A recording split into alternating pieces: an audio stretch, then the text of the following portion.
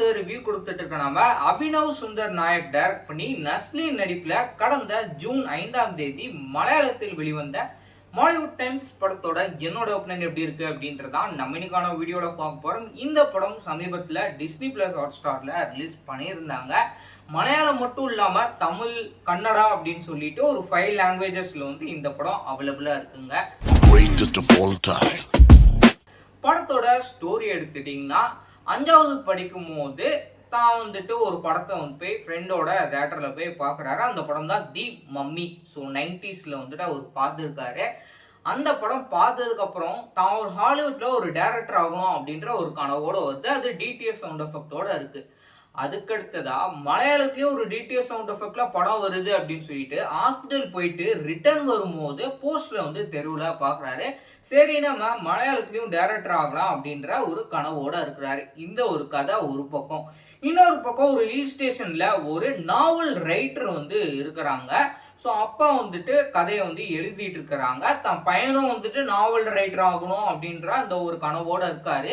அந்த தருணத்துல அப்பா என்ன சொல்லியிருக்காங்கன்னா, நான் எழுதக்கூடிய கதை எதுவுமே நான் எழுதினது கிடையாது, இது எல்லாமே என்னுடைய கூட படிச்ச பொண்ணு எழுதின கதை அப்படின்ற மாதிரி சொல்றாங்க. இப்போ அந்த பையன் பெரியவன் ஆனதுக்கு அப்புறம் ஒரு ப்ரொடியூசர் அப்படின்ற ரேஞ்சில் ஆயிட்டாங்க. இப்போ படத்துடைய கதாநாயகன் டைரக்டர் ஆகிறாரா இல்லையா அப்படின்றதான் இந்த படத்துடைய என்டையர் ஸ்டோரி. 2016 டைரக்டர் ஆகணும் அப்படின்ற அந்த ஒரு கனவு வந்தது. கதை எழுதுன தொடங்கின அந்த ஒரு காலம். ஸோ அப்போ இது வரைக்கும் ஒரு 13 வருஷமா கதை மட்டும்தான் கிளாஸ்ல வந்து சொல்லியிருந்தேன். ஃப்ரெண்ட்ஸ் ஆகட்டும், ஸ்டாஃப்ஸ் ஆகட்டும் 13, 14, 15ல டைரக்டர் ஆகணும் அப்படின்னு சொல்லிட்டு இருந்தேன். 16 வயசுல வீட்டில் சொல்லும் போது கொஞ்ச நாள் ஸ்கூல்ஸ்லாம் போகாமல் அந்த மாதிரிலாம் இருந்தது. பட் மதரோட ட்ரீம்னால 12th கம்ப்ளீட் பண்ணி அண்ட் ஆக்சிடென்டலாக வந்து கொரோனானால ஆல் பாஸும் ஆயாச்சு. அண்ட் விஸ்காம் ஜாயின் பண்ணிட்டு அண்ட் விஸ்காம் படிக்கும் போது மிடில் கிளாஸ் கதிர் அப்படின்ற ஷார்ட்லையும் விஸ்காம் ஜாயின் பண்ணுறதுக்கு முன்னாடி ஒரு வீடியோஸ் அந்த மாதிரி ஃப்ரெண்ட்ஸோட எடுத்தது. அண்ட் விஸ்காம் கம்ப்ளீட் பண்ணிட்டு நாவில் சொவிக்கின்ற ஷார்ட் ஃபிலிம், அடுத்து என்னை கொள்ளாதே பெண்ணே, கொலை 16 அப்படின்னு சொல்லி ஒரு ஷார்ட் ஃபிலிம் டைரக்டராக இருக்கிறேன் நான். ஆனால் அப்கமிங்கில் வரக்கூடிய ஒரு டைரக்டர். இப்போ சினிமாவில் வந்துட்டு என்னென்ன ஸ்ட்ரகிள்ஸ்லாம் இருக்குது அப்படின்னு சொல்லி நஸ்லின் அதை எப்படி ஃபேஸ் பண்ணுறாரு, அதை எப்படி டேக் ஆஃப் பண்ணிட்டு போகிறாரு அப்படின்றத நல்லா நேர்த்தியாக அந்த படத்தில் கொடுத்துருந்தாங்க.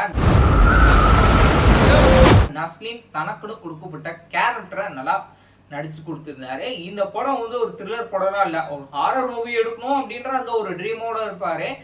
அதுக்கு தகுந்த மாதிரி இந்த படத்துல வந்துட்டு த்ரில்லிங் எலமெண்ட்டுக்கான ஒரு பேக்ரவுண்ட் ஸ்கோர் வந்து சட்டில்டா படத்துல வந்து கம்போஸ் பண்ணியிருந்தாங்க. ஸ்டார்டிங்ல ஹில் ஸ்டேஷன்ல அந்த ஒரு வீடு காமிச்சதாகட்டும், இல்லை அந்த ஒரு நெருப்பு மாதிரி காமிக்கிறது, இப்படின்னு படத்துடைய சினிமோட்டோகிராஃபி அப்படின்ற ஆஸ்பெக்ட்ல எடுத்த விதம் வந்துட்டு நல்லாவே கொண்டு போயிருந்தாங்க. இன்ட்ரோல வரக்கூடிய எதிர்பாராத டேஸ்ட், கிளைமேக்ஸ்ல இருக்கக்கூடிய ஒரு எதிர்பாராத ட்விஸ்ட், தாத்தாக்கு என்ன நடந்தது அப்படின்னு ரிவீல் பண்றக்கூடிய விஷயம், இப்படின்னு படத்தை அவ்வளோ சூப்பரா கொண்டு போயிருக்காங்க. துளி கூட நம்மளுக்கு வந்து என்னடா படம் 2 hours 45 minutes போகுதே அப்படின்னு இருக்காது. பொறுமையா உட்காந்து பார்க்குற அளவுக்கு நல்ல ஒரு படமா இருக்கு. சினிமா டைரக்டராகவும் சினிமாவில் சாதிக்கணும் அப்படின்றவங்களுக்கு ஒரு எக்ஸாம்பிளான ஒரு மூவி.